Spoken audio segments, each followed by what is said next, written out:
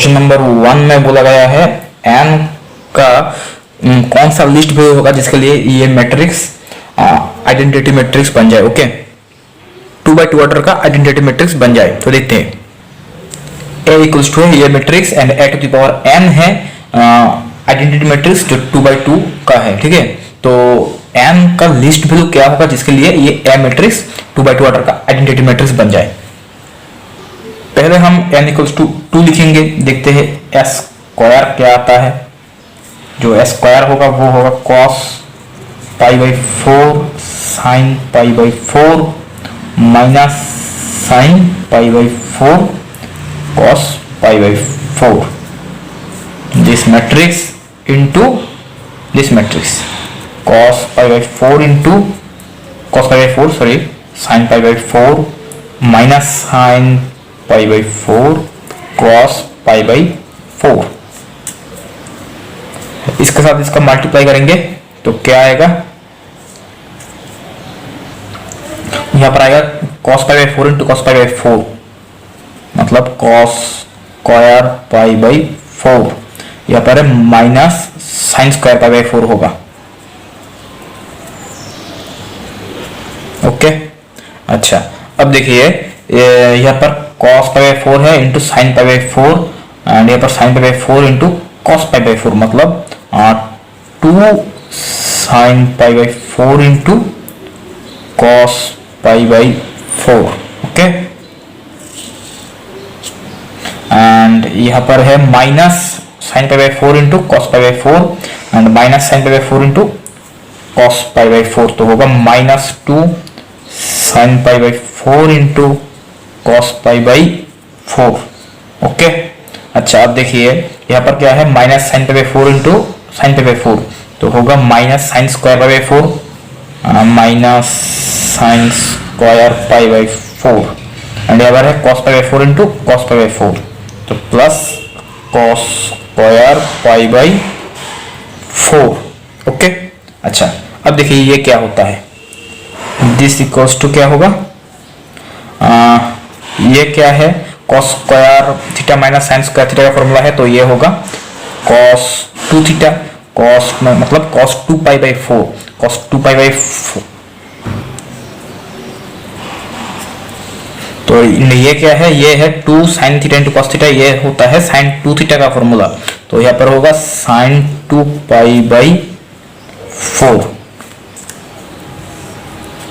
And similarly यहाँ पर भी है minus sine 2 pi by 4 and यहाँ पर होगा cos 2 पाई बाई 4। ओके, अच्छा अब देखते हैं, देखिए 2 के लिए तो ये आइडेंटिटी मैट्रिक्स नहीं बना।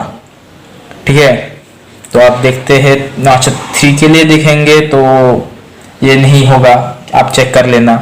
अगर हम 4 के लिए देखते हैं, अगर हम a टू दी पावर 4 का देखते हैं तो आएगा a टू दी पावर 4 क्या होता है s square into s square. Okay, and s square क्या है, ये क्या है cos 2 pi by 4 sine 2 pi by 4 minus sine 2 pi by 4 cos 2 pi by 4। Okay, this into cos 2 pi by 4 sine 2 pi by 4 minus sine 2 pi by 4 cos 2 pi by 4। Okay, अच्छा तो इन दोनों का मल्टीप्लाई करेंगे तो क्या आएगा, देखिए इन दोनों को अगर हम मल्टीप्लाई करते हैं तो आएगा cos 2 pi by 4 into cos 2 by 4 मतलब cos square 2 pi by 4 and sine 2 by 4 into minus sine 2 by 4 तो minus sine square 2 pi by 4। Okay, अच्छा अब देखिए cos 2 pi by 4 into sine 2 by 4 इन plus sine 2 by 4 into cos 2 pi by 4 तो होगा 2 sine 2 pi by 4 into cos 2 pi by 4। Okay, अच्छा,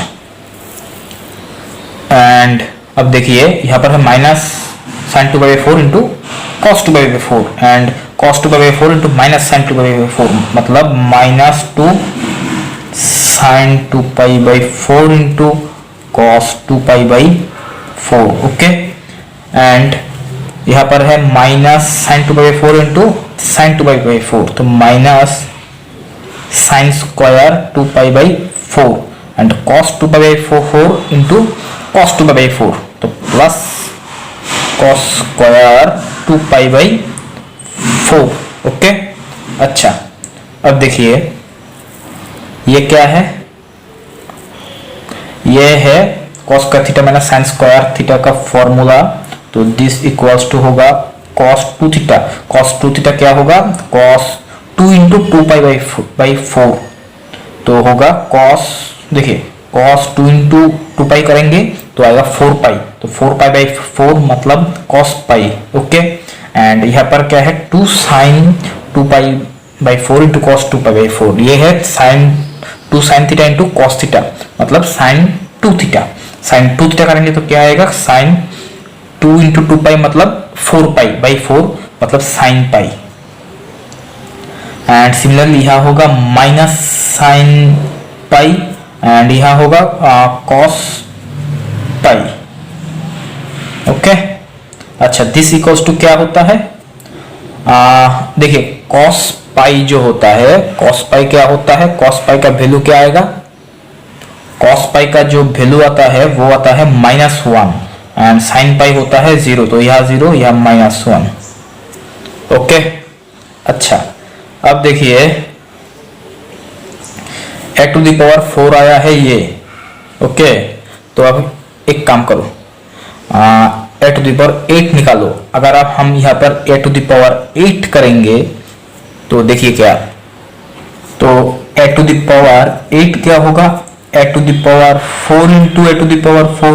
okay, तो a⁴ क्या है, ये -1 0 0 -1 इंटू -1 0 0 -1, तो दिस इक्वल्स टू क्या होगा, -1 इंटू -1 1, -1 इंटू 0 0 इंटू -1, तो यह होगा 0 0 इंटू -1 -1 इंटू 0, तो यह होगा 0 0 इंटू 0 -1 इंटू -1 1, तो ये हो गया आइडेंटिटी मैट्रिक्स। तो n का लिस्ट कौन सा लिस्ट वैल्यू के लिए, ये आइडेंटिटी मैट्रिक्स बना 8 के लिए। ठीक है, तो n इक्वल्स टू क्या है 8, तो option number B is true. Question number 2 में बोला गया है हमें s equals to t such that R3 to R3 and t क्या है, एक लीनियर ट्रांसफॉर्मेशन है, तो t101 मैप कर रहा है 1 2 3 पर एंड t1 2 3 मैप कर रहा है 101 पर। अब हमें ये बताना है क्या s क्या होगा, s क्या सिंगलटन सेट होगा या फाइनाइट होगा या काउंटेबली इनफाइनाइट होगा या अनकाउंटेबल होगा। ओके, चलिए देखते हैं। देखिए t क्या है, R3 to R3 एक लीनियर ट्रांसफॉर्मेशन है। ओके, अच्छा, यहाँ पर जो R3 है ये इसका डायमेंशन क्या है 3 है। अच्छा, तो इसका मतलब इसका जो बेसिस होगा, इसका बेसिस सेट में 3 एलिमेंट्स होगा। ओके, अच्छा, तो यहाँ पर देखिए, अच्छा, इसका अगर बेसिस बीटा है, मान लो इसका बेसिस है बीटा, तो इसका बेसिस में 3 एलिमेंट आएगा एंड जो 3 एलिमेंट्स आएगा सभी तो li होगा, क्योंकि बेसिस के एलिमेंट्स li होता है, मतलब लिनियरली इंडिपेंडेंट। सभी एलिमेंट, बेसिस का सभी एलिमेंट लिनियरली इंडिपेंडेंट होता है। ओके, अच्छा, तो ये देखिए, ये जो है 101 का 101 यहाँ पर मैप कर रहा है एंड 1 2 3 यहाँ पर मैप कर रहा है। अच्छा, तो 1 2 3 एंड 101 ये दोनों लिनियरली इंडिपेंडेंट है। ओके, अच्छा, ये हमने कैसे समझा कि ये लिनियरली इंडिपेंडेंट है, इससे कारण ये है कि देखो एक दूसरे को किसी एक को, मान लो ये u है, ओके, एंड ये v है, क्या हम u equals to some constant k into v इस तरह से लिख सकते हैं? नहीं लिख सकते हैं। इसका मतलब ये दोनों लिनियरली इंडिपेंडेंट है। अच्छा, तो ये दोनों लिनियरली इंडिपेंडेंट है, इसका मतलब ये बेसिस का एलिमेंट्स होगा 1 2 3 1 0 1। अच्छा, हमें जो दो एलिमेंट मिल गया ना, तो जो तीसरा एलिमेंट होगा वो क्या होगा उसे तो हम नहीं जानते, ठीक है ना। वो क्या होगा, तो मान लो वो एलिमेंट W है। ओके। अच्छा, ये जो R3 है ये तो एक, ये जो, अच्छा ये R3, ये T क्या है, R3 से R3 पर मैप कर रहा है। ये R3 जो है ये एक अनकाउंटेबल सेट है, ठीक है। एंड ये जो V, ये S equal to T such that R3 to R3 एक लीनियर ट्रांसफॉर्मेशन है। ओके। अच्छा, अब देखिए ये जो R3 है इसका डायमेंशन क्या है, 3 है। ओके, तो इसका जो बेसिस सेट होगा उसका भी डायमेंशन 3 होगा। मान लो बीटा इसका बेसिस सेट है। अच्छा, तो इसके बेसिस में कौन कौन से एलिमेंट आएगा, जो जिस वो वही एलिमेंट आएगा जो एक दूसरे के साथ लिनियरली इंडिपेंडेंट होता है। अच्छा, अब देखो ये जो है 1 0 1 1 2 3 ये एक दूसरे के साथ लिनियरली इंडिपेंडेंट है या नहीं? लिनियरली इंडिपेंडेंट है, क्योंकि मान लो ये u है, ये v है। u को क्या आप k इंटू v इस तरह से, k क्या है, कांस्टेंट, कुछ कांस्टेंट, सम कांस्टेंट है, क्या k इंटू v इस तरह से लिख सकते हो? नहीं लिख सकते हो। इसका मतलब ये दोनों लिनियरली इंडिपेंडेंट है। तो ये दोनों तो बेसिस का एलिमेंट बन गया 1 0 1 1 2 3। अच्छा, तो बेसिस यहाँ पर R3 का डायमेंशन है 3, तो बेसिस में तो 3 एलिमेंट आएंगे, तो यहाँ पर तो सिर्फ दो ही एलिमेंट आया, तो और एक एलिमेंट आएगा। तो मान लो वो एलिमेंट W है। अच्छा, W तो यहाँ पर R3 पर बिलोंग करेगा। अच्छा, अब देखो तो W क्या होगा, क्या हो सकता है W, ठीक है। यहाँ पर जो दिया गया है ये u है, u यहाँ पर बिलोंग कर रहा है, ये v है, हमने v लेट किया था, ये v है एंड इसे हमने u लेट किया। अच्छा देखो, u v पर मैप कर रहा है, v u पर मैप कर रहा है, लेकिन w कहाँ पर मैप कर रहा है ये हम यहाँ से नहीं बता सकते, ठीक है। तो w यहाँ पर R3 में कहीं भी मैप कर सकता है, ठीक है। W जो है वो कहीं पर भी मैप कर सकता है। जो इमेज होगा TW, W का जो इमेज होगा TW वो R3 पर कहीं भी, या पर R3 पर कहीं भी मैप कर सकता है। तो इसका मतलब जो TW होगा वो अनकाउंटेबल होगा। ओके, तो इसका मतलब जो S है वो अनकाउंटेबल होगा। ओके, S अनकाउंटेबल है, इसका मतलब option number D is true.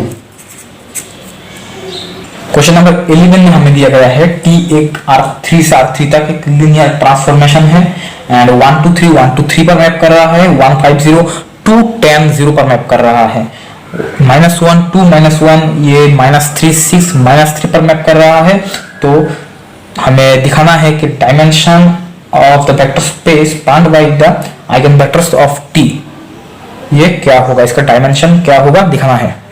ये है क्वेश्चन नंबर 11। अच्छा, इसे मैं आपको दो तरीके से दिखाऊंगा, ठीक है। तो फर्स्ट तरीका जो होगा वो हमारा ये है, देखो 1 2 3, ठीक है। 1 2 3 को आप 1 into 1 2 3 ऐसा लिख सकते हो। ओके, अच्छा अब 2 10 0 यहाँ से 2 को कॉमन ले सकते हो, तो 1 5 0 इस तरह से लिख सकते हो। एंड माइनस यहाँ से आप -3 कॉमन ले सकते हो, सॉरी -3 नहीं, आप 3 ही कॉमन लो। ओके, तो आएगा क्या, -1 2 -1। अच्छा, अब देखो यहाँ पर आप एक काम करो, इसे आप x1 मान लो, ठीक है। तो tx1 क्या आ रहा है, यहाँ से tx1 क्या आ रहा है 1 into x1, ये इसे आप x2 मान लो। तो tx2 क्या आ रहा है 2 इंटू x2 एंड इसे आप x3 मान लो, तो tx3 आ रहा है 3 इंटू x3। ओके, अब देखो यहाँ पर हमें जो आइगन वैल्यू मिल रहा है, यहाँ पर क्या मिल रहा है, आइगन वैल्यू 1, यहाँ पर आइगन वैल्यू 2, आइगन वैल्यू 3। तो देखो 1 जो आइगन वैल्यू है इसका कॉरेस्पॉन्डिंग आइगन वेक्टर क्या है, x1, 2 का कॉरेस्पॉन्डिंग आइगन वेक्टर x2, 3 का कॉरेस्पॉन्डिंग आइगन वेक्टर x3। ठीक है, अच्छा, तो यहाँ पर जो ये 3 हमें आइगन वेक्टर मिला है, x1, x2, x3, हमें जो ये 3 आइगन वेक्टर मिला है, ये 3 वेक्टर से स्पान हो रहा है ऐसा एक वेक्टर स्पेस, इसका डायमेंशन क्या होगा।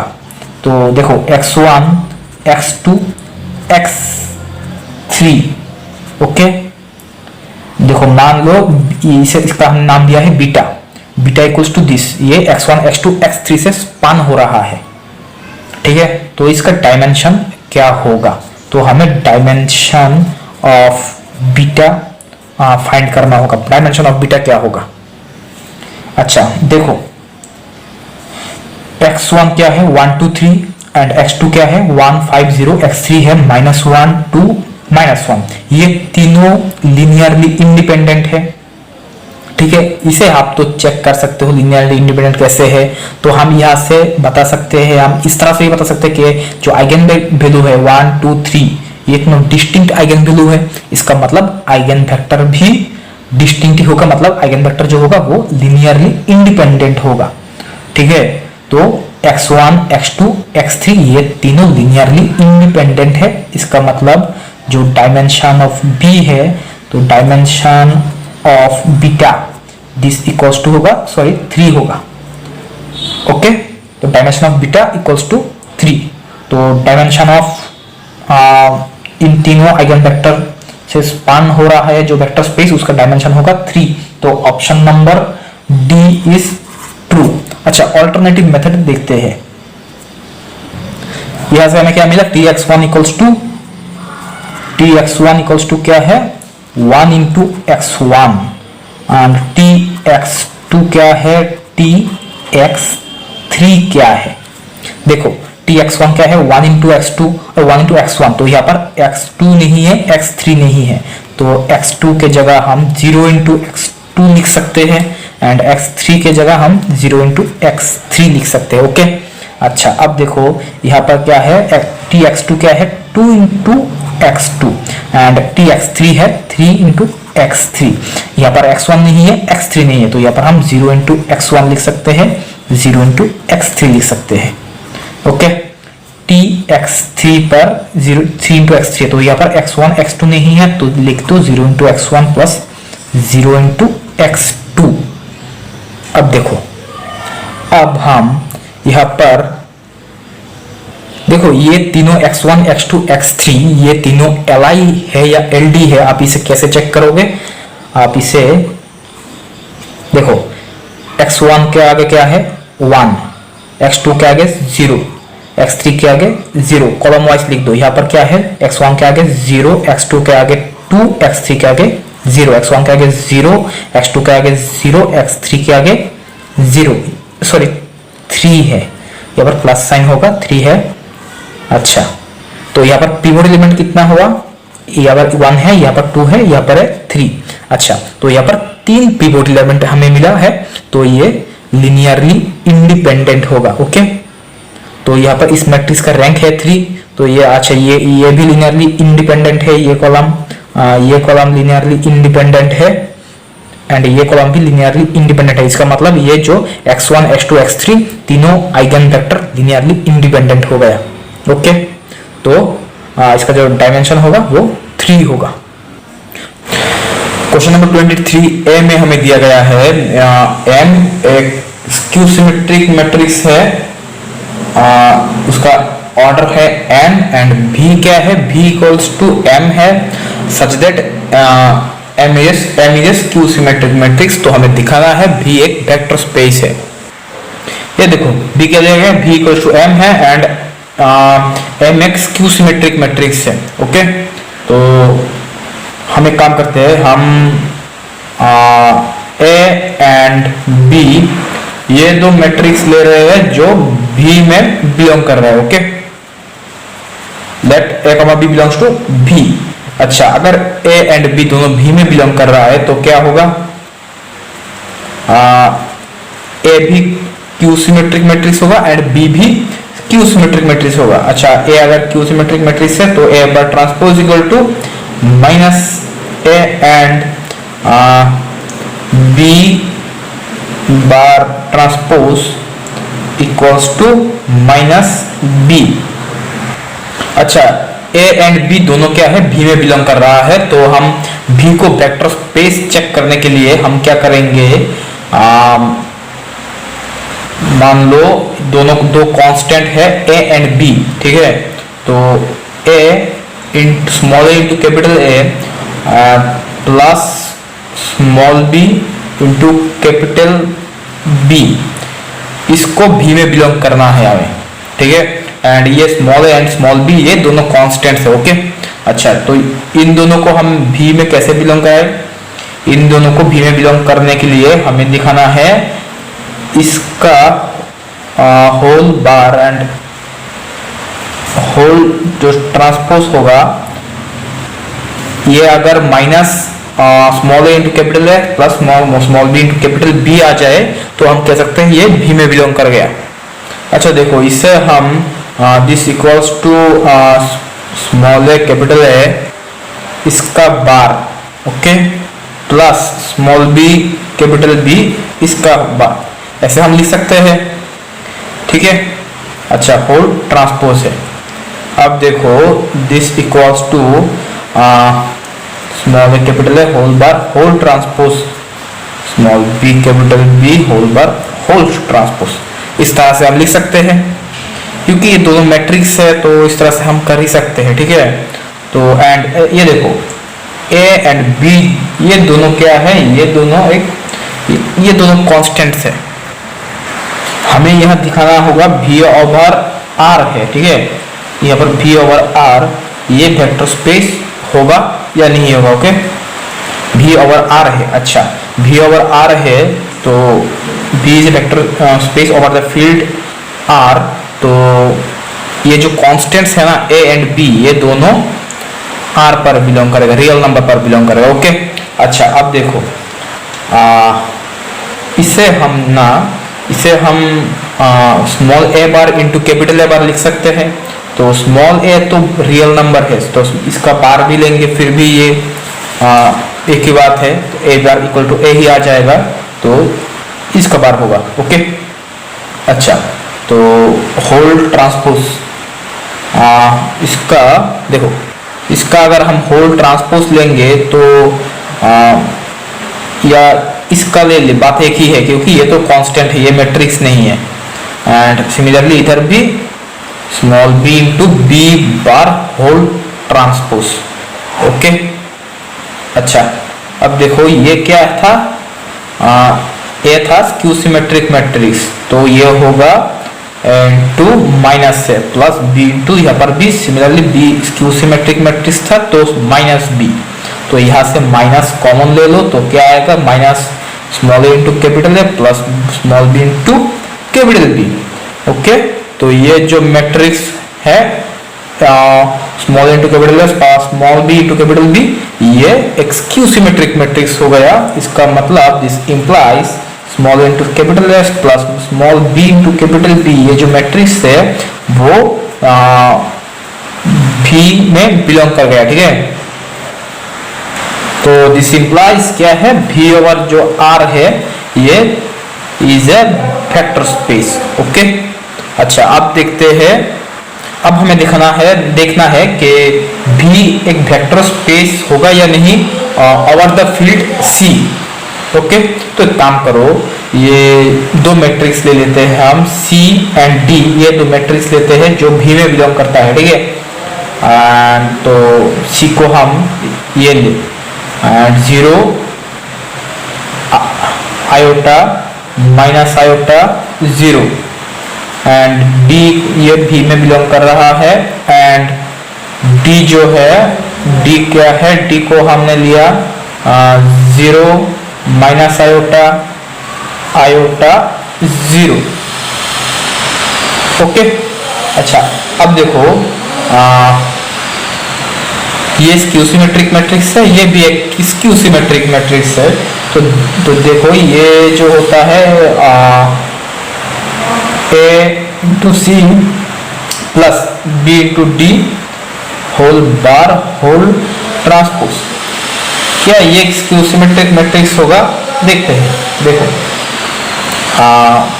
यहाँ से क्या आएगा, हमें पहले क्या मिला था, यहाँ से आएगा A into C bar whole transpose plus B into D bar whole transpose. Okay, तो ये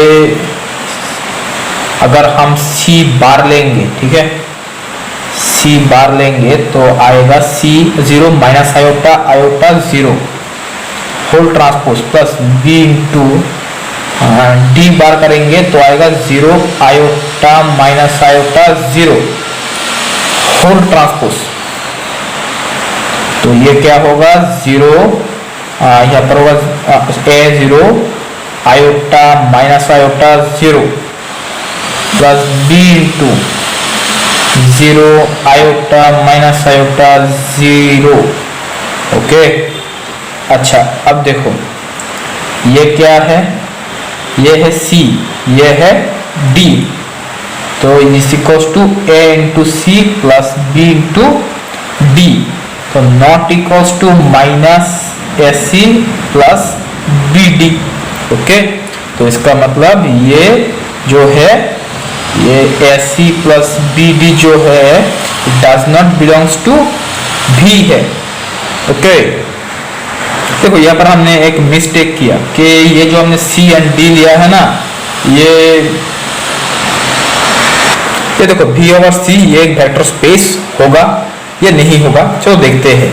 हम ना C एंड D दो मैट्रिक्स ले रहे हैं जो V में बिलोंग करता है, तो C एंड D ये दोनों स्क्यू सिमेट्रिक मैट्रिक्स होगा। तो C को हम इस तरह से लेते हैं, C iota iota 0 iota iota 0 belongs to V and D होगा, ये ले लो 0 माइनस आयोटा 0।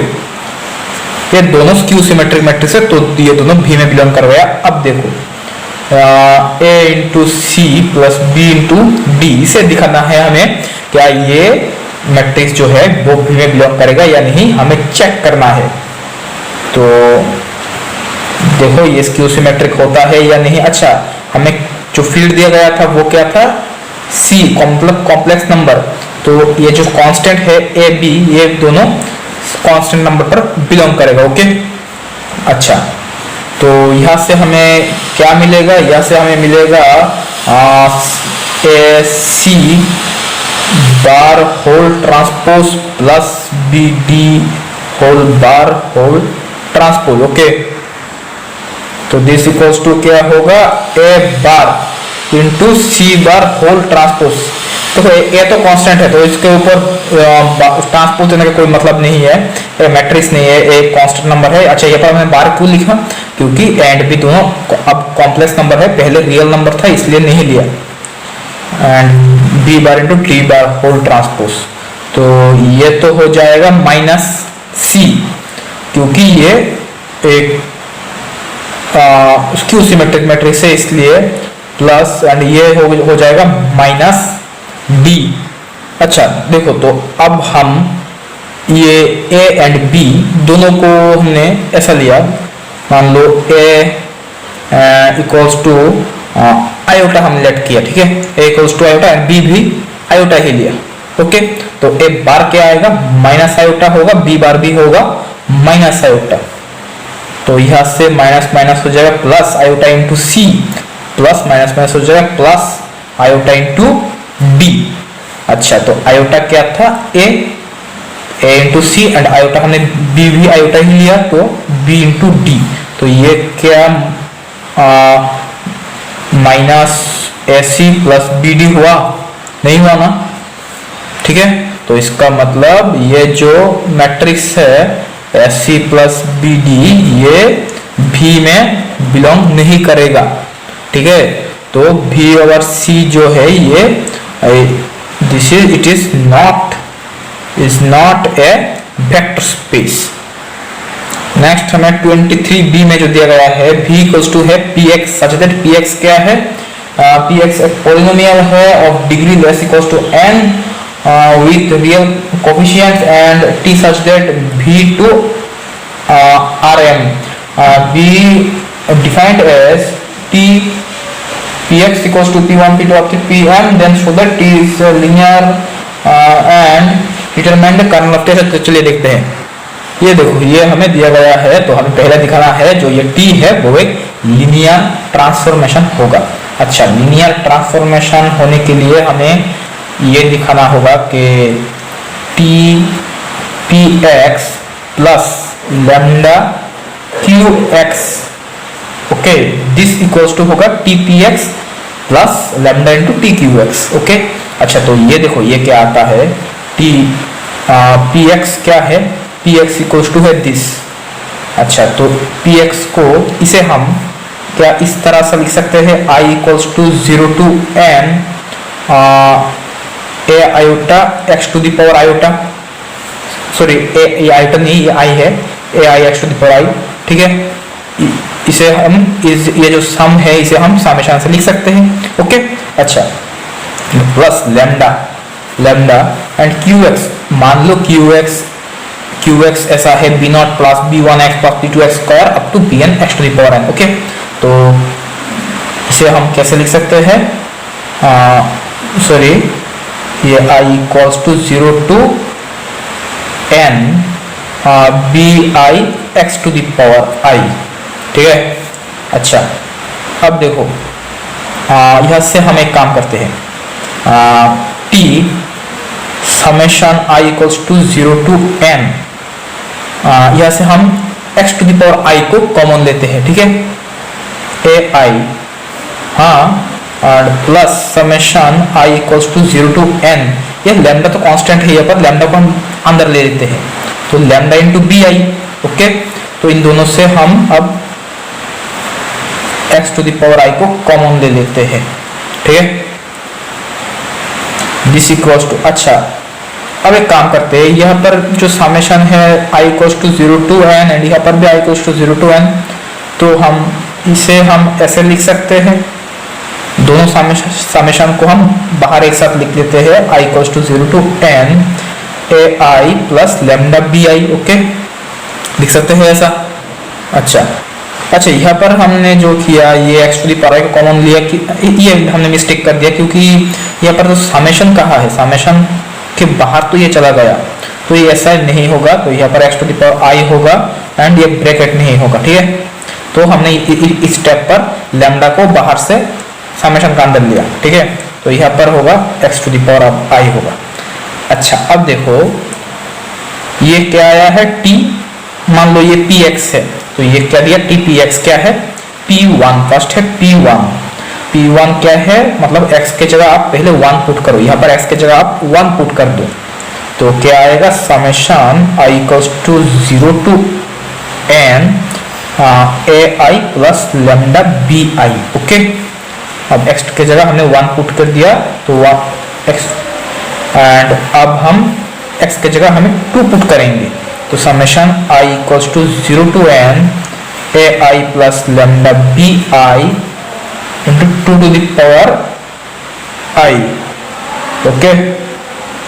अच्छा, एंड अब हम 3 पुट करेंगे x के जगह, summation i equals to 0 to n A I plus lambda B I into 3 to the power i, okay. अच्छा, ये कब कितने दूर तक जाएगा, up to x equal to m तक, तो summation i equals to 0 to n A I plus lambda B I m to the power i, okay, x equals to हमने m पुट कर दिया।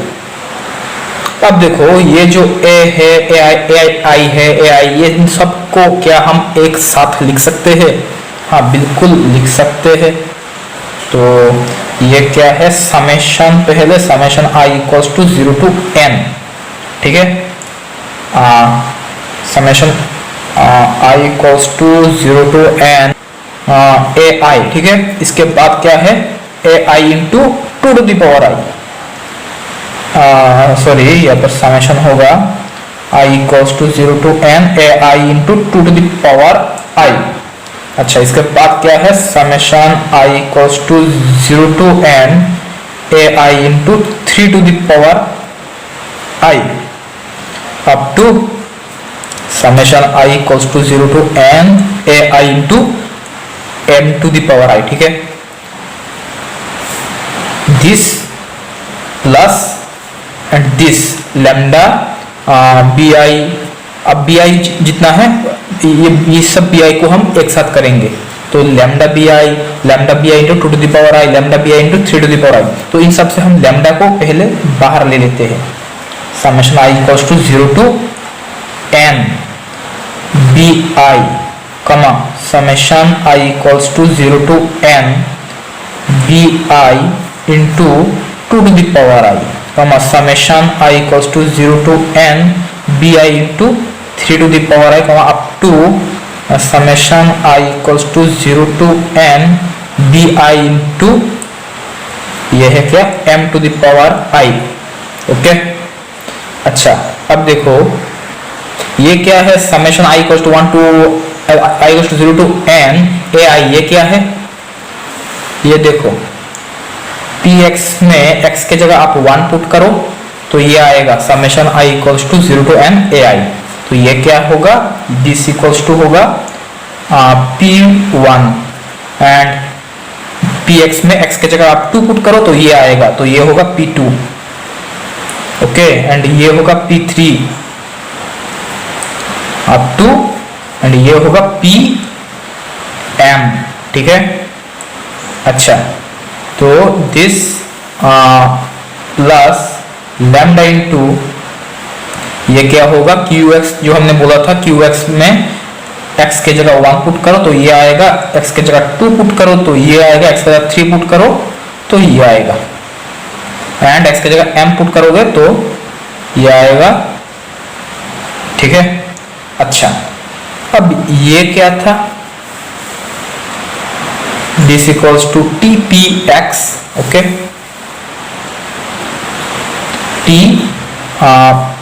px, okay, plus lambda into ये होगा tqx।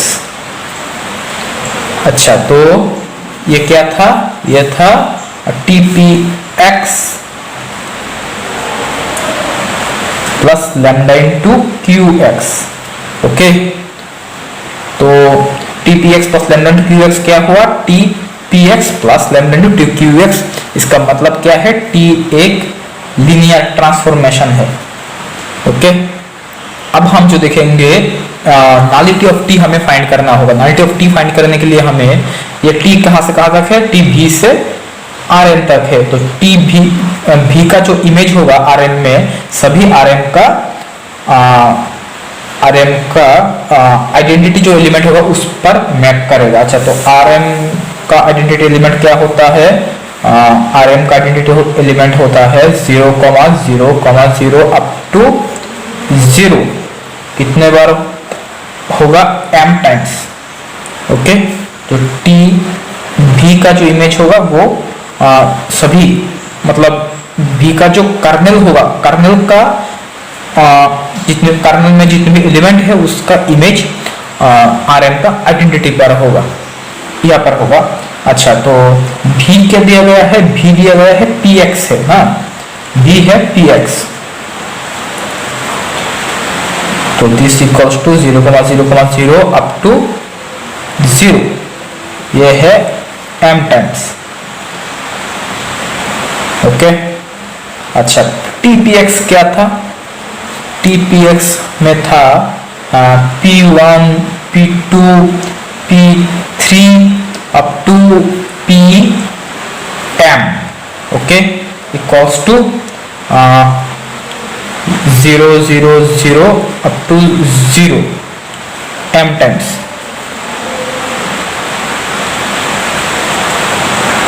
देखो इसका मतलब जो P1 है, P1 इक्वल्स टू 0 होगा, P2 इक्वल्स टू 0 होगा, P3 इक्वल्स टू 0 होगा, up to Pm equals to 0 होगा। अच्छा, तो P1 इक्वल्स टू 0, P1 क्या होता है, x के जगह 1 पुट कर दो, a0 plus a1 plus a2 up to n तक था ये, an इक्वल्स टू होगा 0। ओके, अच्छा P2 इक्वल्स टू 0, P2 क्या है, x के जगह 2 पुट कर दो, a0 प्लस 2a1 प्लस होगा 2 square a2 plus up to 2 to the power n an equals to 0, P3 equals to 0 तो होगा x के जगह 3 पुट कर दो, a0 plus 3a1 plus 3 square a2 plus up to 3 to the power n an, this equals to 0। Okay, अच्छा तो ये up to होगा x इक्वल्स टू m तक, तो a0 plus m a1, x की जगह m पुट किया तो m square a2 plus up to m to the power n an equals to 0। Okay, अच्छा देखो ये जो है इनको इसे हम एक मैट्रिक्स के रूप में लिख सकते हैं। देखो कैसे लिखे हम, कि यहाँ पर जो कांस्टेंट है ना px, जो px पॉलिनोमियल था, कांस्टेंट a0 a1 a2 इन सब को हम, अच्छा देखो यहाँ पर a0 के साथ क्या है 1, a1 के साथ क्या है कोफिशिएंट 1, a2 के साथ भी 1 है, अप टू an में भी 1 ही है। अच्छा तो यहाँ पर भी a1 के आगे 1 है, a2 का आगे क्या है 2 है, a1 का आगे 2 है, a2 का आगे 2 स्क्वायर है, up to 2 to the power n है। एंड यहाँ पर क्या है a0 के आगे 1, a1 के आगे 3, a2 के आगे 3 स्क्वायर अप टू n के आगे 3 टू द पावर n है। ठीक है, इधर अप टू a0 के आगे 1, a1 के आगे m एंड a2 के आगे है m स्क्वायर, an के आगे है m to the power n। तो दिस मैट्रिक्स इनटू ये a1 a2 a3 px का जो px पॉलिनोमियल का जो कोफिशिएंट था, x का जो कोफिशिएंट था वो ax x square x cube, इसका जो कोफिशिएंट था a0 a1 a2 up to an, this equals to क्या है ये 0 0 0 0 0। देखो अब देखो ये जो दोनों मैट्रिक्स है, इन दोनों मैट्रिक्स को आप एक साथ मल्टीप्लाई कर दोगे तो ये आएगा। ओके, अच्छा अच्छा यहाँ पर कॉलम कितना होगा एंड रो कितना होगा कैसे लिखेंगे। देखो यहाँ पर 2 के पावर क्या है 1 है, तो 1 2 3 अप टू n तक, एंड यहाँ पर और एक है तो n प्लस 1 तक है कॉलम। ठीक है, n प्लस 1 एंड रो कितना होगा, रो ये रो कितना होगा देखो 1 2 3 अप टू m तक है, तो m n प्लस 1 है रो। ओके,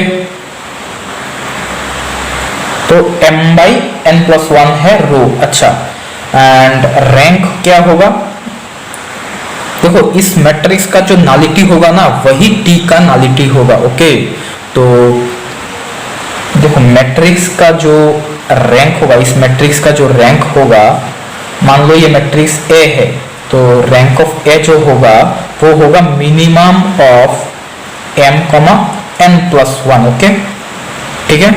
अच्छा, तो अगर आप मान लो कि ये जो m है वो ग्रेटर देन है n प्लस 1 का, ठीक है, m n प्लस 1 से बड़ा है, तो छोटा कौन है n प्लस 1, तो रैंक ऑफ A होगा n प्लस 1। ठीक है, अब देखो, अब नलिटी क्या होगा, जो नलिटी होगा ना, नलिटी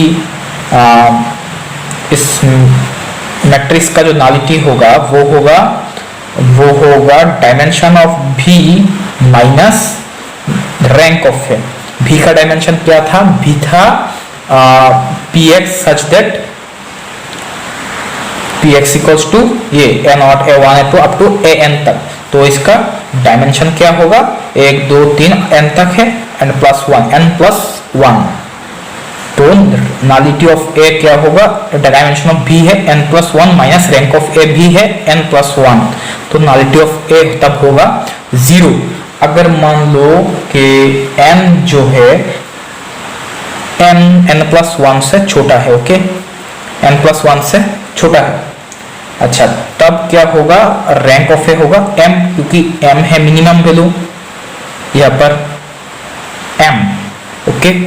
तब नलिटी ऑफ ए क्या होगा, नलिटी ऑफ ए होगा dimension of v minus rank of A. Dimension of v है n plus 1 minus rank of A है m, okay, n plus 1 minus m। अच्छा, अगर m equals to n plus 1 हो गया, तब रैंक ऑफ ए क्या आता है, m या n प्लस 1, बात तो एक ही है, ठीक है। m इक्वल्स टू क्या था, n प्लस 1, ओके। अच्छा, तब नलिटी ऑफ a क्या होगा, तब नलिटी ऑफ a जो होगा वो होगा dimension of v minus rank of a। Dimension of v क्या था, n plus 1 minus rank of a क्या था, n plus 1। This equals to होगा, नलिटी ऑफ a होगा तब 0 ही होगा। क्वेश्चन नंबर 26 में हमें रैंक ऑफ t फाइंड करना है, ठीक है। तो t एक लीनियर ट्रांसफॉर्मेशन दिया गया है rm to rm, and dimension of x के इक्वल्स टू k दिया गया है, and xi intersection xj i not equals to j के लिए xi intersection xj equals to 0 vector दिया गया है, एंड tx के दिया गया है x के सफिक्स में है क्या -1। तो फाइंड करते हैं, ये देखो ये हमें दिया गया है, ओके। एंड यहाँ पर देखो xi intersection xj equals to 0 vector है i not equals to j के लिए। तो हम ऐसा लेट करके चलते हैं कि x1 क्या होगा, x1 को हमने ऐसा लेट किया कि 1 0 0 अप टू 0 है, ठीक है। एंड x2 को हमने लेट किया कि, अच्छा हमने यह 1 क्यों लिया, देखो डायमेंशन ऑफ x1 क्या आ रहा है 1। तो यहाँ पर हमें दिया गया है डायमेंशन ऑफ x के इक्वल्स टू k ही होना है, ठीक है। इसका डायमेंशन 1 आ रहा है। x2 को हमने ऐसा लिया कि x2 का डायमेंशन क्या आना चाहिए, 2 आना चाहिए। तो इसका डायमेंशन 2 आना चाहिए, इसलिए हम ऐसा ले रहे हैं।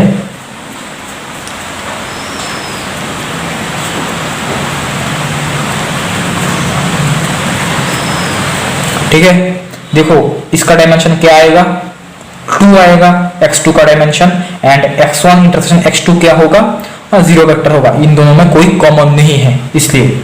अच्छा, अब x3 को हम ले रहे हैं 1 1 1 0 अप टू 0 कमा 0 1 1, ये 0 है, अप टू 0 कमा 0 0 1 0 अप टू 0 तक, ओके। ये है x3। अच्छा, अब देखो xn क्या होता है, xn होगा 1, ये 1 1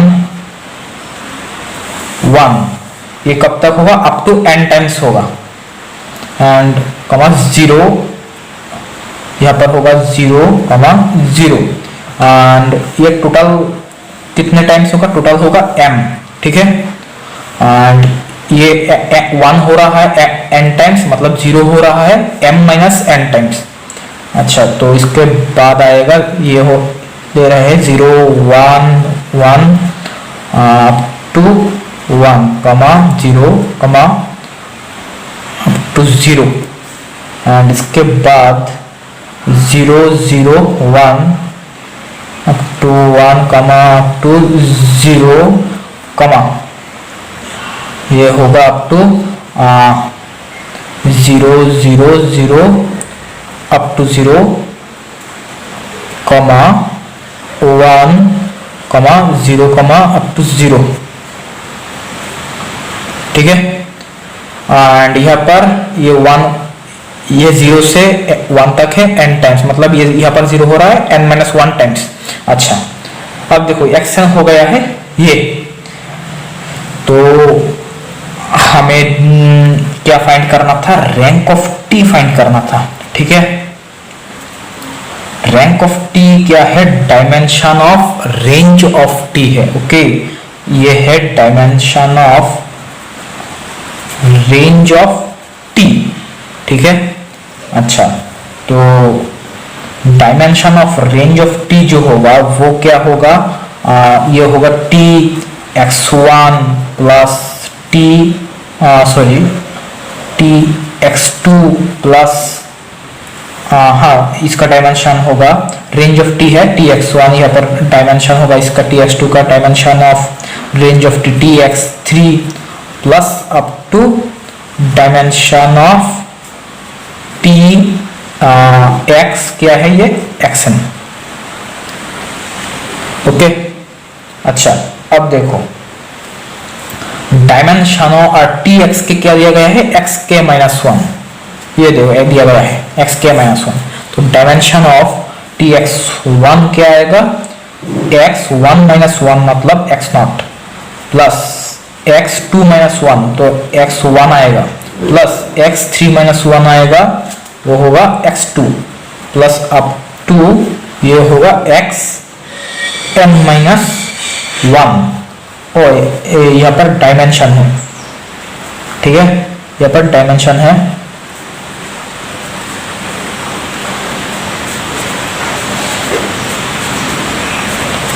ओके, अच्छा, अब देखो डायमेंशन ऑफ एक्स नॉट ये क्या होगा, हमने लेट किया था x1 इक्वल्स टू दिस, ठीक है। तो x1 का डायमेंशन क्या आएगा, देखो डायमेंशन ऑफ के दिया गया है x के, तो x1 का डायमेंशन आता है 1, इस तरह से x2 का डायमेंशन 2, x3 का डायमेंशन 3, xn का डायमेंशन n।